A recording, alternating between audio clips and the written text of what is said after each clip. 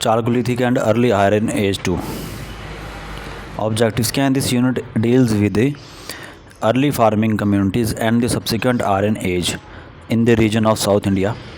After reading this unit, you will be able to know about the successive phases of the early farming cultures of southern India and their salient features, the nature of settlements, economy, and other traits of these cultures, and the characteristic features of the early Iron Age in this region. Introduction. By now, you must be familiar with the evolution of human beings from the hunter-gatherers into settled agricultural communities. You have also learned about the existence of the Harappan civilization and the various aspects related to it. In the previous unit, you have seen how different cultures emerged following the decline of the Harappan civilization, covering the time span from the 2nd millennium BC to the 1st millennium BC. In this unit, we will review the developments in South India during the same period. The focus of the study will be on the nature of the changes that came about in this period in material culture, in the settlement patterns and social organizations. Early farming settlements. The settlements of the early farming communities in the South India make a rather sudden appearance in the 3rd millennium BC. There is no evidence to discern a gradual evolution, and in West Asia, from a hunting-gathering economy to a food-producing economy. The evidence for this region indicates some sort of colonization of favorable habitats in the Godavari, Krishna, Tungabhadra, Panneru, and Kaveri river systems.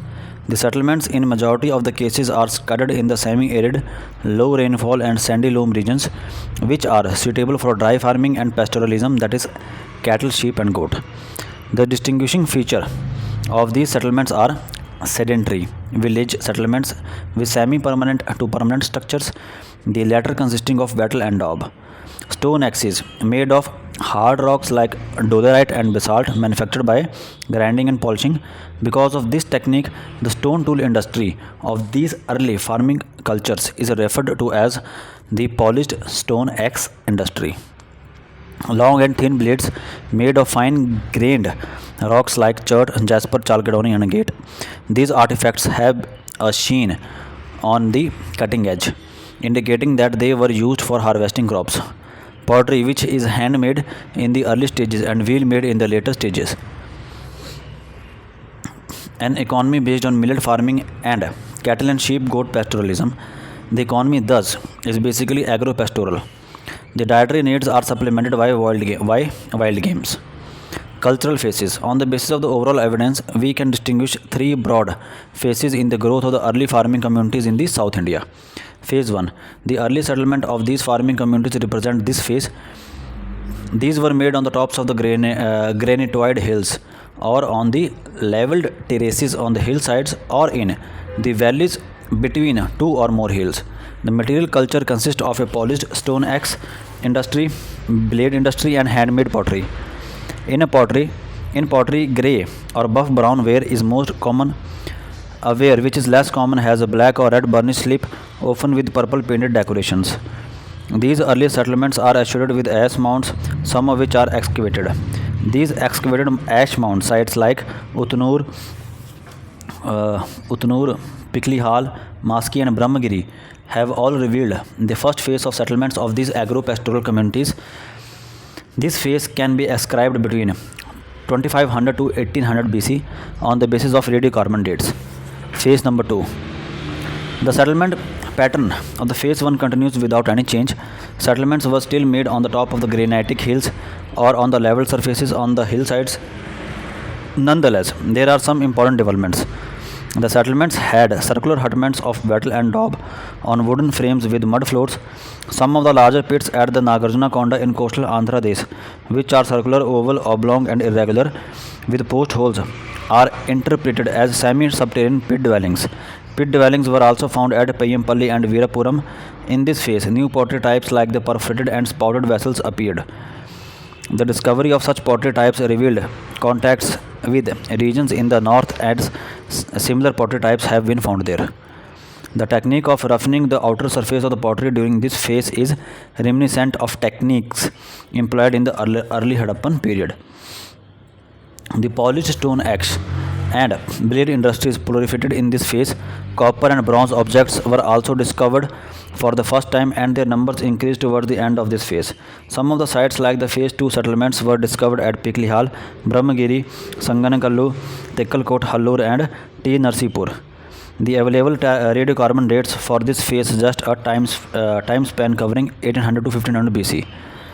Phase 3. The important development in this phase is the increase in the number of copper and bronze tools. Such an increase is seen at Tekkalkota, Hallur, Piklihal, Sanganakallu, Brahmagiri and Payyamapalli. The stone, axe and blade industries continue.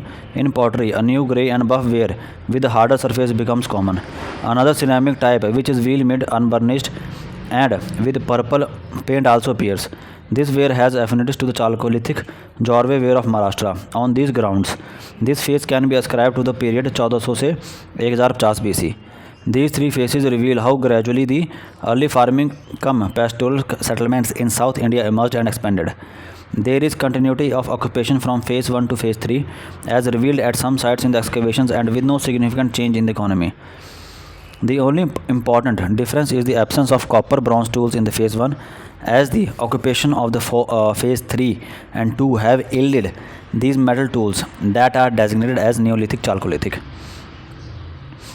From the distribution of these settlements, it can be seen that the preferred landforms are low hill ranges away from major watersheds but in proximity to streams. The soil zones are tropical black clays, tropical red and black sandy loams, sandy or sandy loamy, ferruginous tropical soils and deltaic alluvium.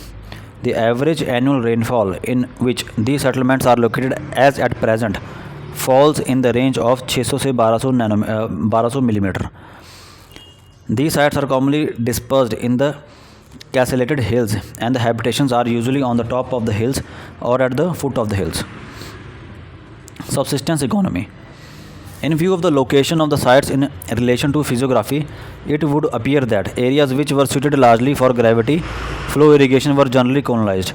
However, there are some sites like Veerapuram on the banks of Krishna, Hallur on Tungabhadra, T. Narsipur at the confluence of Kaveri and Kapila, and those in the alluvial zones of the Krishna, where there is scope for water management through canal irrigation. The available archaeobotanical evidence indicates that millets and pulses were the main cultivated crops. These are various kinds of millets. There are various kinds of millets: horse gram, green gram, and black gram. Hyacinth, bean, and barley have been recently identified at Ramapuram. Coming to the fauna, almost all the excavated Neolithic Chalcolithic sites yielded remains which belong to both domesticated and wild species. The domesticated species consist of cattle, buffalo, sheep, goat, pig, dog, and fowl. Cattle predominate at the majority of the sites, indicating its importance in the economy of these communities. For instance, in the Neolithic levels at Veerapuram, the faunal remains of which were subjected to meticulous study. Cattle represents 48.68% of domesticated animals, whereas sheep, goat form only 5.4%. If such was the case at Veerapuram, situated on the right bank of the Krishna, with potential for irrigation agriculture, then one should expect cattle pastoralism to have played a major role in the scores of sites located in the uplands. As the economy of these communities was a combination of agriculture and animal husbandry, cattle predominantly and sheep goat to some extent, it can be termed agro-pastoral. In addition to these domesticated species, these settlements have also yielded remains of wild game. These wild species are porcupine, black napped hare, nilgai, chinkara, black buck, sambar and nilgai, and chittal. This would indicate that their meat requirements were supplemented by wild game. Material culture. The material remains of this period include pottery, stone artifacts, copper, bronze objects and other objects. Pottery. Pottery in the phase 1, 2500 से 1800 BC, was predominantly handmade, grey or buff brown. This grey ware is characterized by the use of bands of red ochre applied after firing. What is interesting is that some of these pottery forms have applied ring feet and hollow pedestals, which recall the pre-Harappan types known from Amri and Kalibangan. The other ceramic types of the phase 1 had a black or red burnished slip with a purple painted decoration.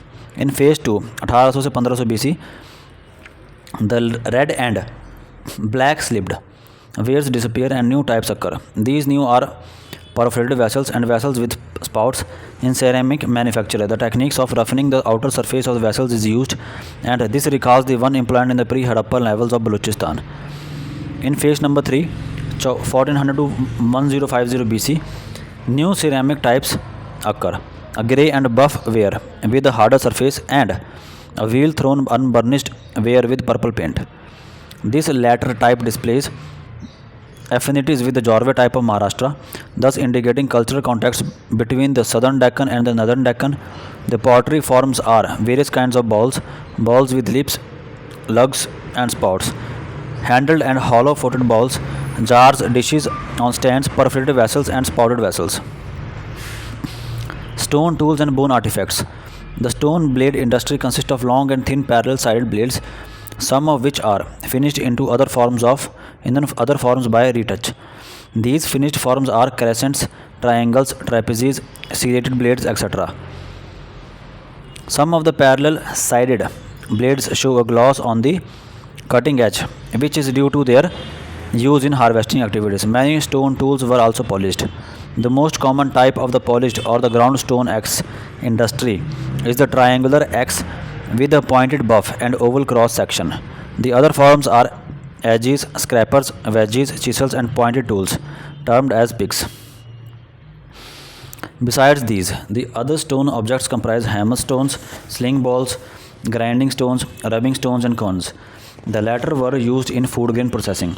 Among the bone artifacts, worked bone, horn, and occasionally antler and shell have been found at some of the excavated sites. The most common artifacts are a variety of points and chisels. One site, Palavoy, has yielded bone axes made from cattle scapulae finished by grinding at the worked edge. Metal objects. As noted earlier, copper and bronze tools appear in the phase 2 and increase in the phase 3. The most important of these are flat axes and chisels, which are reminiscent of those of the Malwa and Maharashtra. The other interesting find is the antenna sword found at Kallur. The other items of the copper bronze, which are known from various excavation sites, are bangles, spiral earrings, and antimony rods. A fish hook has been recovered from Hallur. The site Tekkalkot has yielded a spiral earring of gold. Beds and terracotta figurines. Beds made of semi-precious stones have occasionally been found at some of the excavated sites.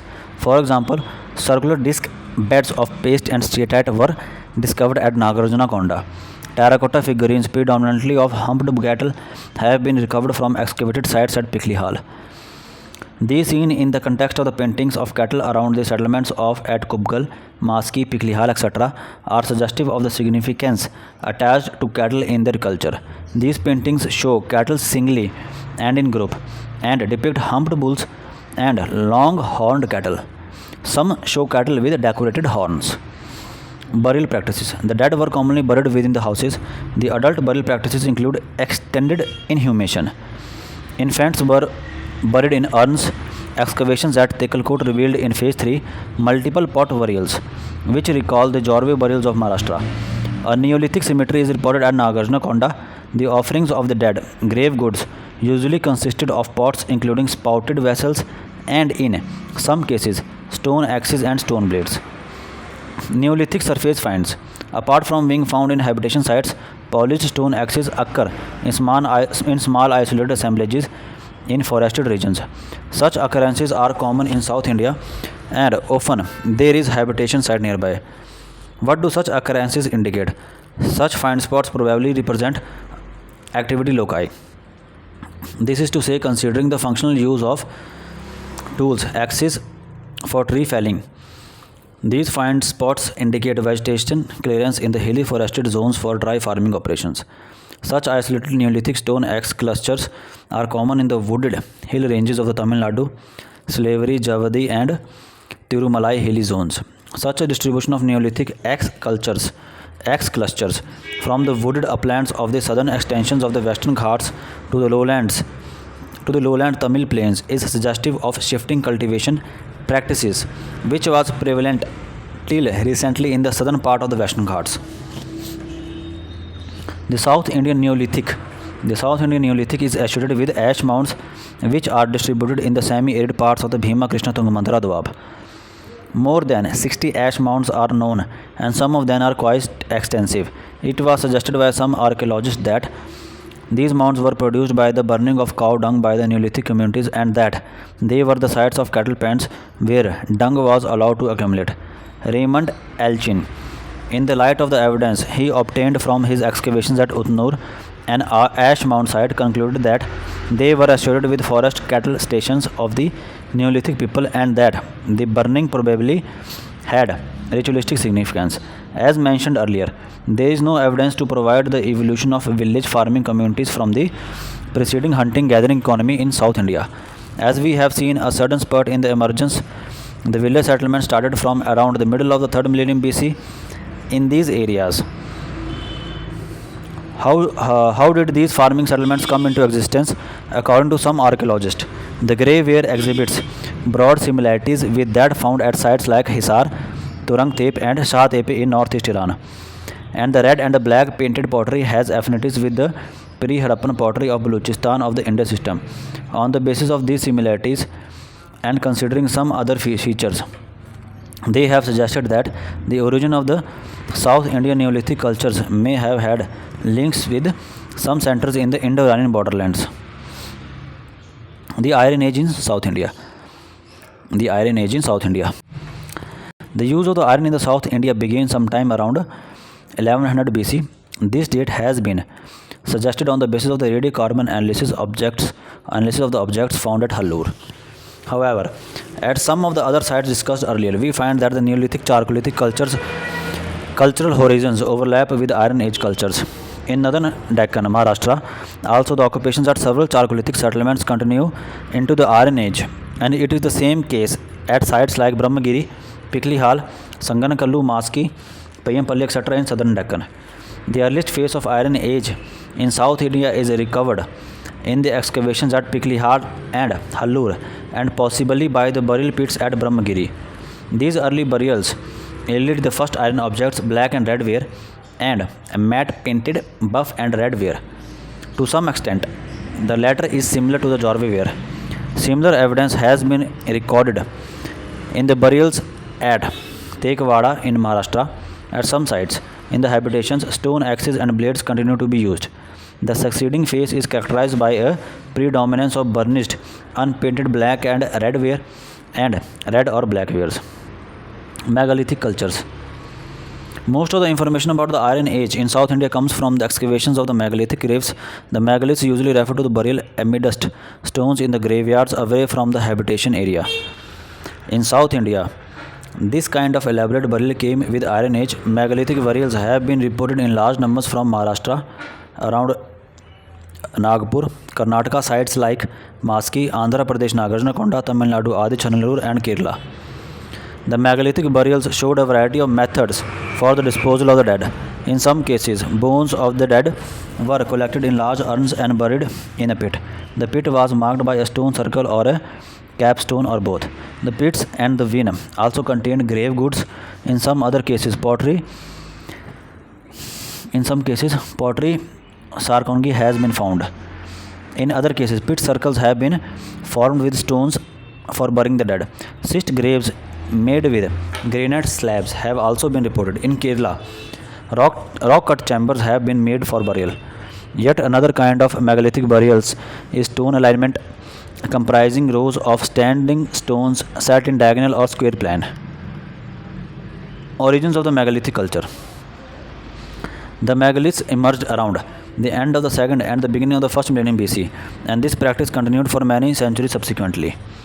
Some scholars are of the opinion that megaliths cannot be associated with a single cultural group and that the South Indian graves appear as a developing complex with several streams and of influences combining in them.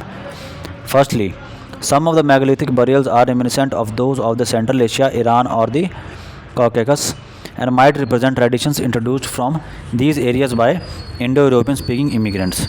Secondly, some appear as developments of the indigenous Neolithic Chalcolithic burial customs of the Deccan. Scholars have variously identified the megalithic complex with the remains of the Aryans or Dravidians. However, these claims are not acceptable. What seems certain is that these burial complexes emerged in the situation of greater interaction among various communities in South and North India. As pointed out earlier, a large number of agro-pastoral groups existed in these areas prior to the introduction of iron. Many of the burial customs of some of these communities continued with the Iron Age. The pottery burial was already practiced in Chalcolithic in Amgaon. Other features of the megalithic burial might have developed as local cultural innovations. However, some of the objects found in the graves indicate contacts with the areas of the northwest to India. Particular kinds of pottery like bowls on stand found in these graves are very similar in shapes to those of some earlier graves found in the northwestern India and Iran. Similarly, the findings of the bones of the horses and implements used for horses indicates that the horse riding people had arrived in these areas. Horses could have been brought from Central Asia only because wild horses are not found in India. Horse burials has been reported from Junapani near Nagpur. In places like Maski and Piklihal, rock paintings show groups of horse riders carrying metal axes. All this is indicative of the greater contact with the communities to the northwest of India, so Iron Age burial indicates a combination of indigenous and foreign influences. Material culture. As earlier, the material remains of the Iron Age are represented by the pottery with certain specifications besides iron and other metal objects. Pottery. The pottery that we discover from all the excavated graves is the black and red ware. The characteristic types are shallow tray balls and deep balls, both with a rounded base, conical lids with knobs or loops on the apex, pottery ring stands and larger water pots with rounded bases, etc. Iron and other metal objects. Iron objects have been found universally in all the megalithic sites right from the Junapani near Nagpur in Vidarbha, central India, down to Adi Channalur in the south, a distance of nearly 1500 km. They show use of identical tools. There are an array of iron objects, flat iron axes, often with crossed iron bands for hafting, different types of flanked spade, hoe, and spud off or pickaxe, sickles, bill hooks, wedges, cow bars, spears, knives, chisels or adzes, iron tripods, pot rests, saucers, hook lamps, many armed lamp pendants, daggers, swords, some with ornamental bronze hilts, arrowheads, and spearheads with hollow sockets, ceremonial scalloped axes, iron tridents, etc. In addition to these, there is a special group of objects which consist of horse furniture such as snaffle bits and two simple bar bits with looped ends, which were recovered from Junapani, a kind of bar bit with looped nose and mouthpiece known from Sanur, etc. Among other metal objects, the most numerous are bells of copper or bronze, which might have served either as horse or cattle bells. Beds of semi-precious stones and gold objects have also been reported. Subsistence economy. Excavated habitation sites of Iron Age are few, so it is difficult to form a clear picture of the economy of the South Indian megalith builders. Some of the excavated sites have yielded remains of sheep, goat, and cattle, and also millets and pulses. An important feature of the iron objects, which are grave goods recovered from the excavated burials, in the uniformity in types. Such a wide distribution of identical types of iron objects right from Junapani near Nagpur to Adi Channalur in the south testifies to the movement of a fairly tight-knit group of iron workers. According to one scholar, the megalithic people of Tamil Nadu and Karnataka were proficient in tracing iron ore deposits and in manufacture of a variety of iron objects. They were trading in these items and gradually took to settled life. Yet another scholar has put forward the view that these groups were nomadic pastoralists with a greater reliance on sheep, goat herding. The settlements found near the megalithic complexes have very thin debris of occupation. This would indicate that these people were living in one area for very short time. Maybe with the knowledge of iron, they could colonize new areas. Thus, some of the population was nomadic, and some settlements might indicate colonization of new areas. Where the settlements continue from the preceding period, people continue to live in their old ways. Use of iron tools enabled them to use granite stones for their graves. It is These agro-pastoral groups that enter the historical phase in the early centuries of the Christian era, they have mentioned in the Sangam literature. Some of the graves have yielded Roman coins, which suggests their entry into history and their participation in trade networks spread over a large area. So let us sum up. Farming communities emerged in South India around the middle of the 3rd millennium BC. A large number of pastoral nomadic communities also came into existence in this period. The agriculturists grew various kinds of millets, grain, and barley. The pastoral communities tended cattle, sheep, and goats. Around the millennium of the 2nd millennium BC, these communities started using copper and bronze tools. Some of these bronze tools show parallels with the tools found in the northwestern India. Iron was introduced in this area towards the end of the 2nd millennium BC. This period also saw the beginning of megalithic burials. This introduced a change in settlement pattern of some of the communities because they started burying their dead away from the habitation areas. However, the farmers continued to grow the same crops and pastoralists continued to continue the same crop, and pastoralists continued with their old lifestyle. This phase merged into the early historic South India when the literary tradition began. Burnishing का मतलब होता है a form of pottery decoration in which the surface of the pot is polished before firing. Dry farming, a system of tillage in dry countries, surface soil being kept constantly loose so as to retain scanty rains and reduce evaporation. Jorwe ware, a late 2nd millennium red painted pottery, first identified in Jorwe, Maharashtra. Sedentary क्या होता है communities living in settled villages or settled life, communities living settled life.